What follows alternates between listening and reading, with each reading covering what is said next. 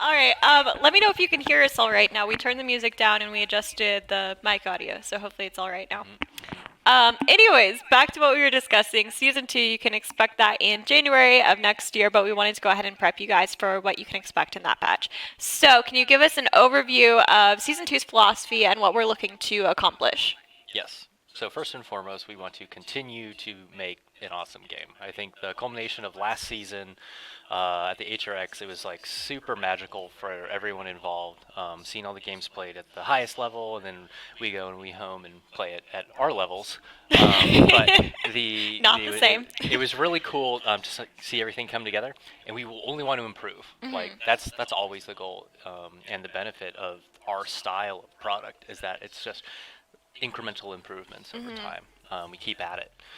So that being said, going forward in season 2, we're going to be looking to shore up some oddities that we've kind of currently have as lingering elements from past systems that have kind of just hung around for better, mostly for worse though, that we feel, and changing these things in order to have just a better product. Like, do you want to hit the bullets now of like what specifically I think would be? Yeah, so, the current meta, what do we like about it and not like? I mean, is burst meta still going to be a thing in Season 2? Burst meta, the dreaded buzzword vocabulary, all caps in chat. Everybody in chat, burst meta. Yeah. So we did make some adjustments to kind of see how it played out with the latest update, and everything is still pretty good. Obviously, we're still a shooter, so allowing characters that need to be able to kill characters quickly to do their job is important. Otherwise, the gameplay system doesn't work. I know we all want to play with 3 tanks, 2 supports every match. However, like damage and flanks, they still got to be able to eliminate the bad guys. So managing that relationship, though, is something we'll be focusing closely on. And some of the changes we're going to discuss in the future will actually contribute to a better feeling, pace, and governance of TTK, which will kind of add up for a oh god, why did I die in round 1 of the game so quickly? How is this possible? So, what else are we shaking up? I mean, besides kind of the changes there, what can players expect at a high level for Season 2? So systematically, a high level is going to be shakeups to loadouts, shakeups to talents, and shakeups to the in-game item store. All things, we've changed some cards and talents a little bit more frequently, but item store hasn't seen much of anything in a hot minute. Yeah, it's been pretty static for a while. And that being said, it's a really good embodiment kind of what our title is in terms of complexity versus practicality versus functionality, because we are that weird Venn diagram of shooter, MOBA, MMO, and where those kind of overlapping circles are is where we live, where we breathe, and where no other titles really do what we do. So it's kind of our bread and butter, and perfecting that bread and butter. We get the perfect bread and butter. Also. The perfect bread and butter. Yes. The very, very best. But finding what that means, so for the item store in this case, right now we are planning on experimenting with removing restrictions for item categories. And for you guys, so basically that means is no longer one limitation. Oh, wow. So you can pick more than just one in every category. Yeah, that's the idea right now. Still needs further balance testing. However, that and then maybe some functionality around selling items potentially, alongside with the aforementioned loadout changes that we'll get to later, and then also the functionality of the items in the item store themselves outside of how many of one color can I have. So there are certain cards that are applicable in very niche scenarios, whereas majority of other cards have a little bit more broader of a use where we'd like to see the more prevalent. For example, Veteran and Bulldozer are 2 that come up a lot in terms of like depending on what role or class you play, you may never use that card. And certain characters have that rule. If I'm a character that doesn't reload, we don't let you use deft hands, right? So, but that's not the goal. We want the cards to be applicable over a broad range of characters and gameplay scenarios. So maybe look to see changes to them or combination with other cards, just so that there's a lot more options. And then with the addition, or I guess removal really, of the restrictions regarding the one per category rule, likely see price changes too, because now things are going to be balanced around the fact that one character could have all red cards theoretically, or have all yellow cards, or a tank with all of the defensive blue cards. Just That's being huge. this juggernaut on the battlefield. So there's a lot of, but like just by saying that, right, you're already thinking about, oh gosh, my build potential has so much more depth. I Right. have so many more options, which that's what Paladins is, right? We are the free-to-play hero shooter that just has more depth and is more interesting and better gameplay than any other competitors. And I think a big goal of season 2 in general is to make those decisions more meaningful and more important, which is so core to Paladin's gameplay as a whole. Right. And I know we also talked a little bit about overlap with loadouts and how we're going to make sure that the item store isn't overlapping with any of that. Exactly. So right now we have many characters with many loadout cards that do the jobs of, or I do the same jobs as the card, or sorry, they're not cards anymore, as the items in the item store. For example, like cards with healing reduction, both loadout and talents, right? So one that's often memed because of its strength, fairly, is Leon's Death and Taxes, right? This is a talent card, for those that you don't know, that is basically higher than rank 3 cot, that just Leon gets to walk into the battlefield round 1 with. Sure, she doesn't have the benefit of whatever talent she could have chosen, right? So she made that opportunity cost decision. But then she can itemize in cot, right? So we, like, initially, why did we implement this in the first place, right? Why do characters have healing reduction? Why does Cassie Kinetics exist, or healing reduction on Fireball for Fernando exist? And the answer is that it's because it was interesting. However, we're this far in our life cycle, and we can see the impact that it has on the overall game state.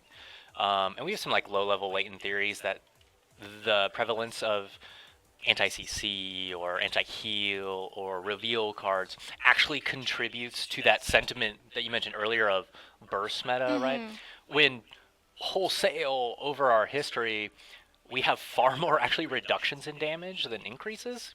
So when we see that, we're like scratching our heads for the most part, like we've really only reduced the amount of speed that characters die at. Why is this so prevalent now? Why are people, and it's like, well, it's because characters are coming in round 1 with the ability to do what COT 3 does, which is meant for like a late game item function. Right. And I've probably given this description a bunch of times if you met with me at DreamHack or remember for the other stream, but basically what we want, right, as we kind of have in-game progression. We're a shooter with in-game progression where through the end of the match, you want to feel like you're becoming more powerful. As you gain more items from the item store, you gain credits, you do your job, or don't do your job and suffer because of it. Like, you're buying red items, you're buying blue items to specialize. And that should be progressive. Right now, so what that does, so imagine a graph, okay, this works. Imagine a graph where your x-axis is time, and your y-axis is TTK. Theoretically, as people gain items, you want it to slowly decrease with some variance based on people buying defensive items or not, and more lethal items such as Cot, Wrecker, but that's counteracted by the cooldown ones or the ult ones. But right now, it's like this. Like crazy. Because you have all these characters stepping into the battlefield with cards that do the full job of what the item store cards do.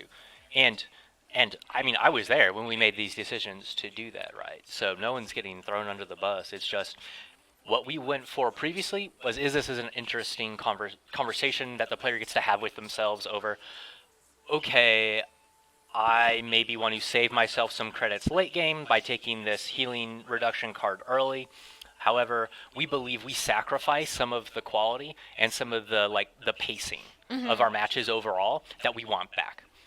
We want that back. It'll feel like a more kind of clean game versus a lot of weird outliers and variables that kind of make my experience a little more jolted and broken up versus like consistently like, okay, I'm slowly getting my healing reduced more. My shield is dying slow or a little bit quicker as the game progresses. So big changes to the item store and loadouts, and they kind of play off of each other, right? Because of the way that some of these loadout cards will be redesigned, you're going to have to think more closely about what you're picking in the item store during your game. And now there's even fewer limitations, right? So it's like, okay, I'm popping off, and none of my team, it's like the bane of the Paladins player existence, right? No one's buying Wrecker, no one's buying Cauteries. I'm going to take it upon myself to do both in this new world where there's no item restrictions, and now you can.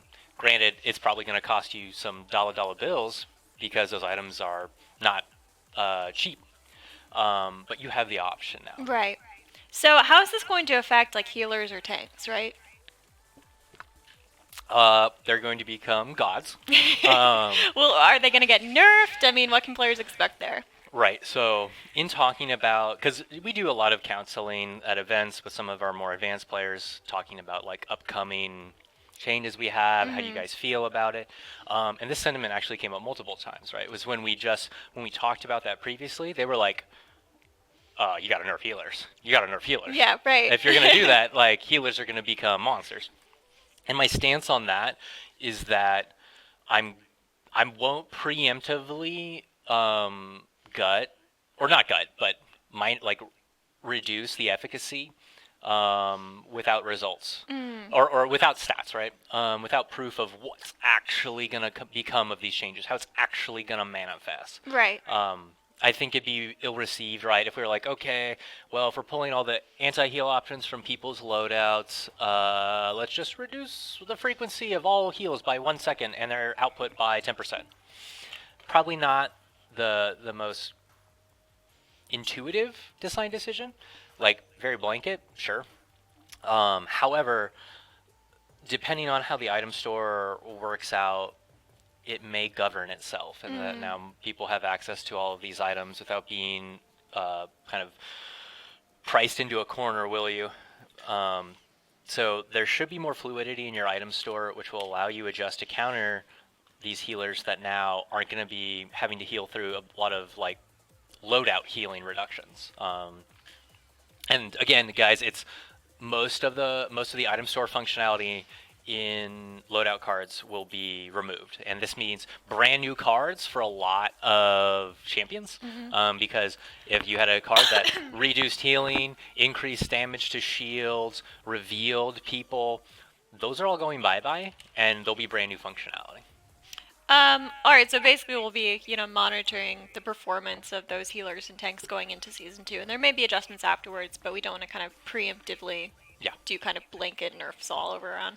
Okay, we've got a few questions about this. One player asked, will there be items to re-increase your shield, much like Rejuvenate to combat Cauterize? What about for deployables, and will there be new items altogether? Right now, we don't have a brand new item. We've talked about adding functionality or combining other underused items. For example, like merging Bulldozer with Wrecker, or a rework would be Veteran, doing something with that card just because it's not used as much in very certain scenarios. It's like, if I have an immune ability that lasts this amount of seconds and I can gain this much more healing in that window if I have the cards to do so. Not the broadest of uses, so it could be improved. What was the first part of that question? It was, will there be items to re-increase your shield, much like Rejuvenate to combat Cauterize? Probably not shield. Those are generally, shields are outside of the loadout cards that increase shield's health. That functionality in an item store would be kind of weird for all the characters that don't have it. One viewer asks, what are plans for Drogo's cards? He has 3 cards that are items from the store. So is he one of those examples that a lot of his loadout cards will be redesigned? Yeah, we can use him as one of the examples here. So that is an informed player, and they are asking about probably Apex Predator, Decimate, and Follow the Scent. So this is an example of new functionality. And again, guys, these are test values or work in progress attributes. So by no means are we committing to this is how it's going to be. There's still a lot of time where through our playtesting this could change. So Apex Predator would just be a straight up gain health card because Drogo's actually doesn't have that. He's one of the outliers. Actually, another minor thing too.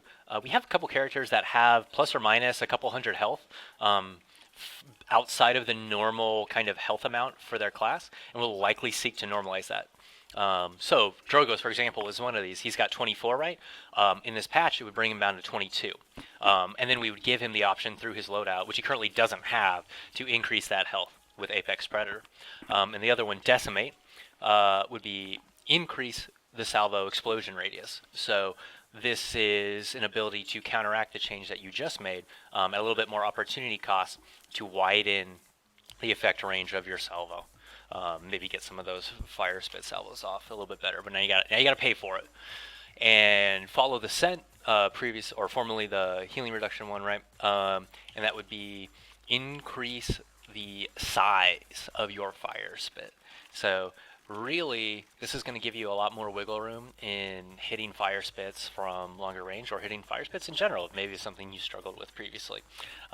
So if those do seek it, those would replace the former not burn cards anymore. Item store functionality cards. One viewer asks, are you going to remove or redesign the cooldown reduction loadout cards as well? No. Those are still on the characters they are for, intentional. And should we see any issues, we can always look to adjust. But for this season, those aren't on our schedule. And we've also got a few questions about the reveal mechanic in Season 2, Yep. and if there will be any changes to Illuminate or any of the other reveals. I can't speak on specific changes to Illuminate right now. However, there will no longer be reveals in champion loadouts. So the only things that are going to reveal in Paladins are abilities that are designed to do so. No longer will that be a function that someone's going to have on their in-hand or on your dredge projectiles that you shoot out. Only if the character was designed with an ability that does that. Okay. Pretty big. All right. Feel free to drop more questions in the chat, and we'll continue to answer them throughout the rest of the stream. But moving on, there aren't just changes to the item store and loadouts, but there are also quite a few changes to talents. Always. Yeah. And even a big one, too. Yeah. All right, so we introduced the fourth talent during OB64, and they weren't really as well designed as some of the other three talents, correct? This is correct. During that time period, the game was fluctuating in terms of what was Paladins, what did it mean to play Paladins, what did it mean to build decks, collect cards, and I think everyone can agree that we landed in a spot that we're pretty decently happy with. And this is one of the things early on that I mentioned that was kind of a remnant, right? We introduced this fourth legendary as an additional progression mechanic. Because back then you were progressing through cards, you were combining them together to get higher ranks. Sorry, I'm having flashbacks. But the war sounds. yeah. We've determined that ultimately we don't benefit from the fourth legendary. So in Season 2, we will be pruning down to 3 per champion. Wow, okay. And I mean, a good talent is one that really changes the gameplay or style in a meaningful way. And some of the talents that we have currently, I don't feel like they do that quite as well as they could. So redesigning existing talents and removing the fourth talent, can you give us a little bit more info on how the existing 3, will they stay the same? Are they going to be changed at all? So it's going to be a character by character basis, but taking a cursory glance to it, a lot of the ones that will be kind of excommunicated are going to be the ones that were introduced at that point in time. Not to say that there aren't some that will persist. There were some options that proved more interesting or functionally better than the existing cast, but there is a brighter future, I think, in a Paladins with 3. That means it's less analysis paralysis, right? And those, they're just better, right? Like the cards that were shaped and curated and made to be like, this is the talent right here. Those are the ones we'd like to see in the game. As you mentioned, the functional differences are really big in our player base. There are still some that are more numerical in nature, and as time goes on, we can look to adjust them should we see a demand for it. And some of them serve a purpose on characters that are meant to broker or like change manage players that are more accustomed to traditional shooters, and like, hey, here's the more MMO MOBA-y elements that are kind of simpler to understand, and then boom, right after it, you can have a talent that changes something wildly, instead of just being like crazy changes that people could get lost in the weeds. However, very intricate playstyle changes is always the goal, because those are the ones that are most rewarding to play and master. And there are a few champions that have talents that are actually going to be added to their base kit, correct? Oh, yep. You're Spoilers. reading the notes faster. Yeah. So part of the change management, right, will be, for instance, death and taxes I brought up earlier, right? This is one that we added later. Does the item store's items job? So rest assured that's likely just going to be culled, pruned. However, there are certain talents that were added that just became like the absolute favorite and didn't necessarily break anything. One of these is the one you're hinting at is the spoiler result for upcoming change to Ceres, where Void Abide's functionality is actually going to be integrated into the base ability. Okay. Which is something that is capability that Ceres has really lacked, and we feel that this is going to allow her to compete at higher levels. Sorry, I just pulled this one up. Yeah. So I we saw can you guys see Void fiddling. Abides. Oh, we even have our own little portraits.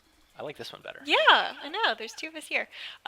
So Void Abides, you said, is kind of going to be transitioned into her base kit, and then she'll have 3 other talents. But this isn't going to happen for every single champion. No. These are all examples. Like I said, it's a very champion by champion basis. We approach each character very carefully. Each one is a child of mine. Okay. So it's going to take some time. But if there's any like suggestions that pop into your guys' head, by all means, drop them in chat right now. If there's something you've been dying to suggest, we're all ears.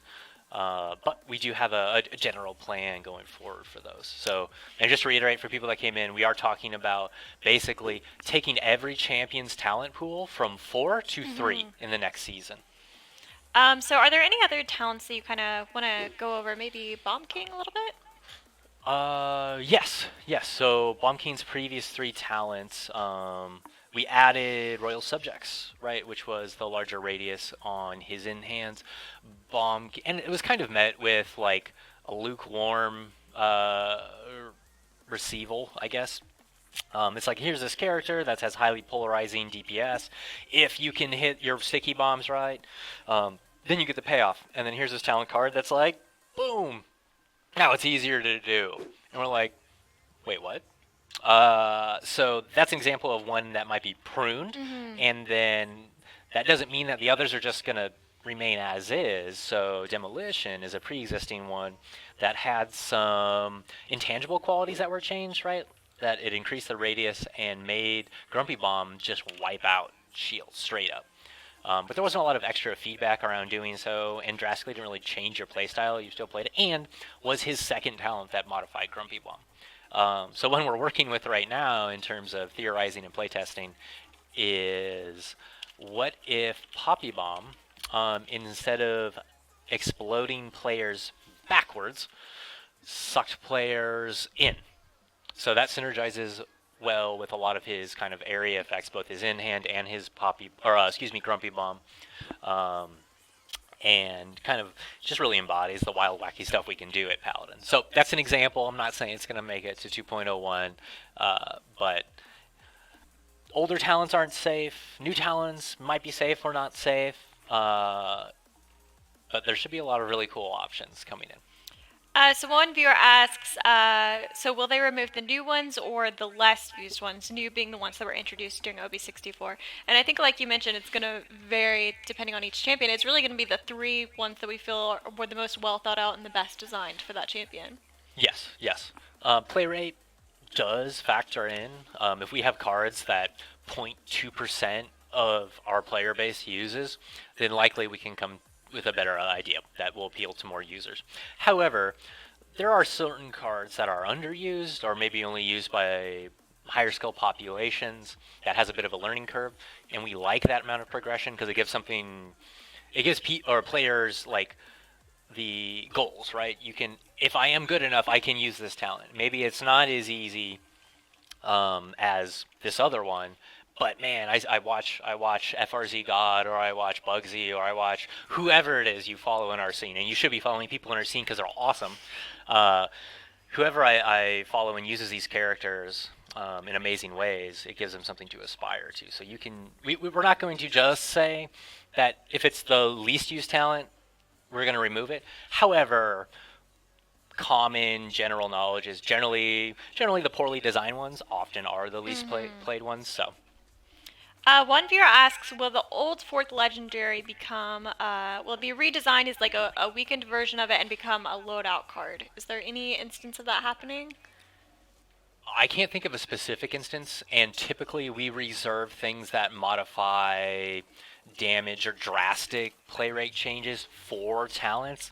So we would kind of be breaking that rule if we like integrated that into a loadout, but I'm not openly against it. If there's any that come to your mind, like, oh man, like I'd still like this functionality, but as a loadout card, we're ears. We're all ears, I guess. We can listen.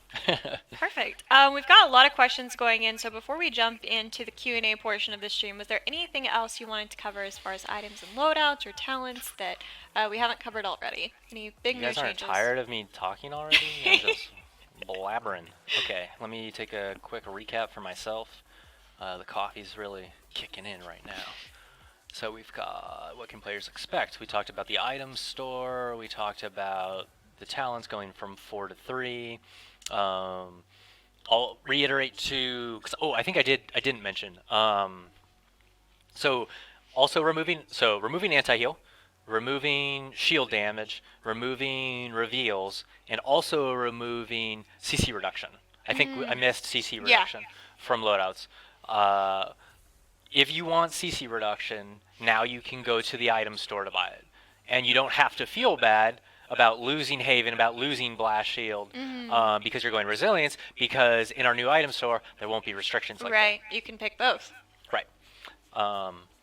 But again, it's just not very consistent if, like, things are happening to my targets or I'm knocking them back and nothing's happening and they don't have resilience and I'm like, what? Like, that's on just one level too deep probably in terms of the depth.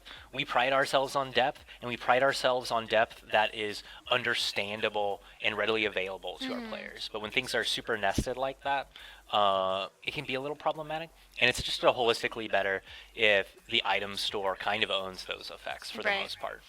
I mean, these are going to be huge changes and shifts for players across the boards. I'm sure you guys have a lot of questions. We're going to move on to the Q&A portion. We've already got a lot of questions about specific champions that they want to hear, kind of what the plans are. Let's go. So first, Moji's talents. What can Moji players expect in changes to their talents? And keep in mind that all of these are work in progress. Like, this could change between now and Season 2, but we still wanted to give you guys kind of a sneak peek. Yeah, and to kick it off, you're going to hit me with the Moji one immediately. I see you. So it's a little bittersweet, but Moji probably won't be seeing the majority of her things touched. And I say that with the idea that a larger change to Moji will potentially happen? And I'll pose that question right now because this is a great time to do it. And I've seen the sentiment also echoed a little bit in the community. Couple streams. I think it was in Cuss's stream, and I hinted at this earlier too. But I'd like to know your guys' how many viewers we got right now? 850? All right. My 850 people. I need you guys to be my agents of knowledge, my agents of communication.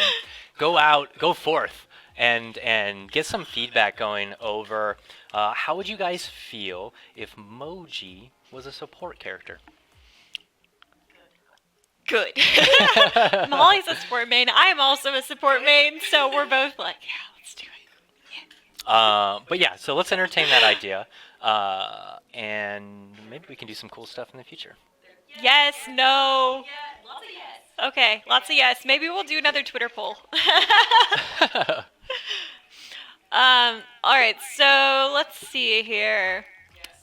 Lots of yeses. Yeah, they're into it. Moji new support, possibly. Maybe. CC reductions, we talked a little bit about this.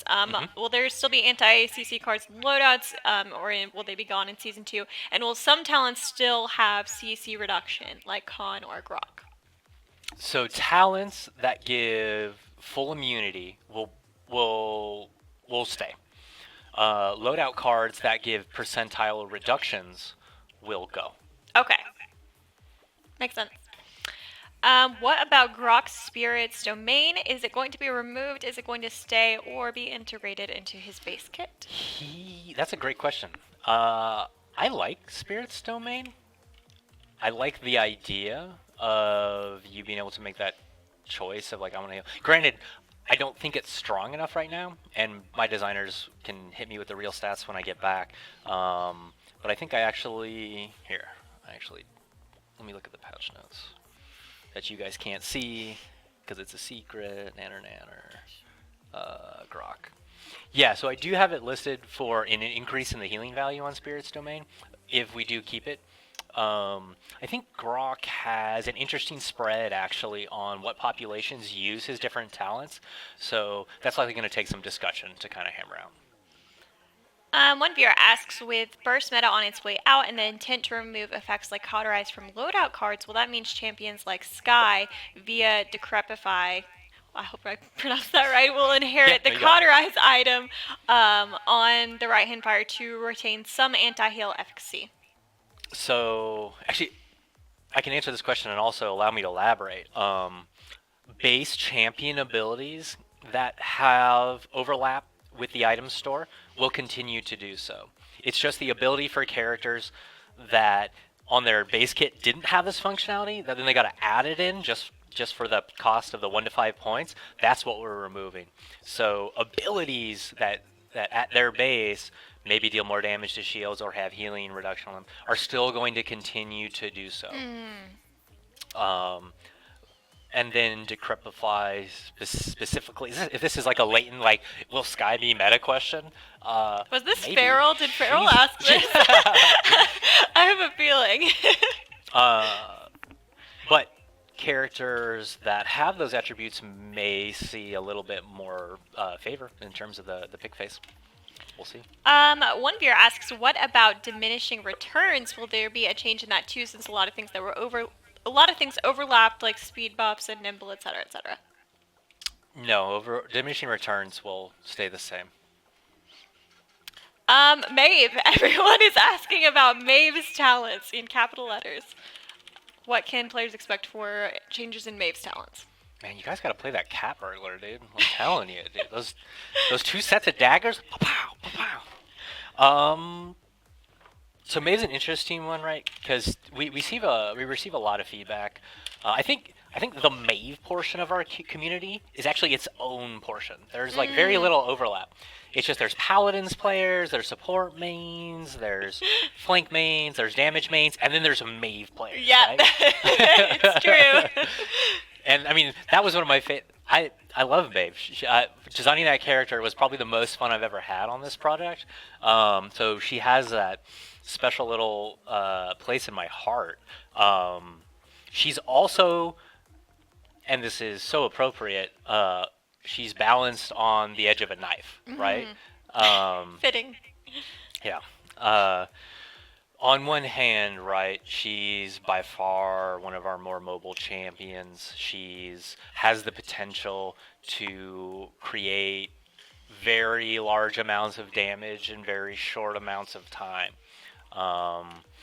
And doesn't have a lot of the protection of that a lot of other flanks benefit from. Her only protection, arguably, is some loadout options and then the mobility itself, which oftentimes, if you're being aggressive, you've already used offensively, and so you can't benefit from it defensively. So on one hand, we're hearing this feedback of, man, freaking burst meta, like street justice, and exclamation mark. And on the other hand, it's like, make the character that moves really fast and deals lots of damage better. And to be crystal clear, the fact that Maeve is seldom picked in your more advanced levels of play, by no means, and when I say advanced, I mean like literally the best players in the world, because she's still being picked in your rank games. She's still she's still winning far more often than some of your other characters. I think she's even beating your Andros of the world right now. It's just not like common knowledge. And she doesn't have spiky horns on her head, so, not as edgy. Not in her default skin. Yeah, that's true. Thunderbrush has got to put him in there somewhere. Dude, we have... Well, actually, now it's ears. It's actually less about spikes for me. Yeah, It's that's mostly true. ears. The ears and the tail. Well, she's It's got like her demonic skin. There's that one. There's that one. Yeah. It's so funny when you said that a good portion of the community is just Maeve mains. I think, like, 4chan, our 4chan community is like 90% Maeve mains, it seems like, and a good portion of the Reddit community is also just Maeve. Just Maeve. I love it. All right, a few more questions. We've got quite a few, actually. Are there any plans on buffing mobility, or is mobility not coming back just curious to experience that meta again? Yeah, I think when people say mobility, right, they're specifically talking about the Poppy Bomb magnitude on Bomb King, the Thrust magnitude and Skiing on Drogos, and Dash Distance on Andro is back, Darkstalker. So it's really... what were the other big... Chat, help me out here. Who are the other larger scale reductions? Because I'm pretty sure it's Bomb King and Drogos that were really the largest reductions. And by no means are those characters any more out of Buck the meta. Leap, Double Jump Pip, Triple Jump. Buck is Bounce House, that's true. And he's kind of falling out of grace. That might be an interesting talent for our boy Buck. But, so, it's not like we just, as a designer on this project, come in and then get in a circle and then chant, like, nerf mobility. Are you nerf sure? mobility. Because I'm pretty sure I've seen that at night with, like, the candles lit, and I just walk out of the office. You weren't supposed to see that.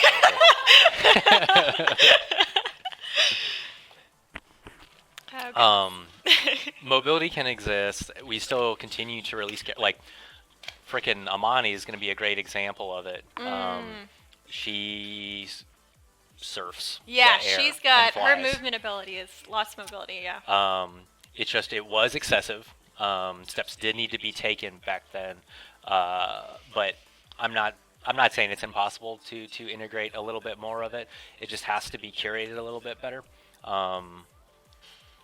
And just to kind of assuage any concerns, this isn't being done for any environment in particular. This is just as a whole, we've seen notable improvements in core metrics from that. But if we can be a little bit more lenient, have a little bit more fun, and retain the improvements we've made, I'm open to it. All right, chat wants to know about Genos. In all caps, Genos' talents. So Genos' talents. Genos was a very strong pick, and again, I'm talking because I'm guessing we have a lot of engaged users right now. These are a lot of our more advanced users showing up to this kind of stream and asking. So what they're referring to likely is like, okay, Genos is kind of falling out of the pro meta. Like we're seeing some Furias, we're seeing some Dambas, even some Saruses, right? Genos is an interesting boy because he's very strong in the throughput department via HOTS, right? And the healers that we see, it's burst meta, but it's burst healing meta as well. So maybe if once that's toned down, you might see some of this a little bit more Genos play. Talent specifically, right, is that seldomly do you see him run outside of Luminary with like a 3 DPS comp. Which we love. We love seeing those 3 DPS comps. And there aren't exactly clear answers either, because I'm talking about how millions of players are going to make decisions, and I don't make the decisions for them. That's true. But we obviously control a lot of the variables that those players then interface with and deal with. And you could also argue that the kind of recession of Genos play is not in part due to loss of functionality on Genos parts, but the introduction of just more powerful options through other healers. And maybe if those are adjusted to or reined in, you could see more of him. And then ultimately, you're left with one of Paladins' oldest. I won't even really call it a problem. It's mostly just a reality of what type of game we are. But you have lots of room in drafts for 2 different front lines. You have lots of room in drafts for our 2 different damages, or 2 different flanks, or 3 different damages and 1 flank. But typically, you really only see 1-ish, and then a 2 support pick is far more uncommon than a 2 frontline pick. So the variety of which supports are picked is far less.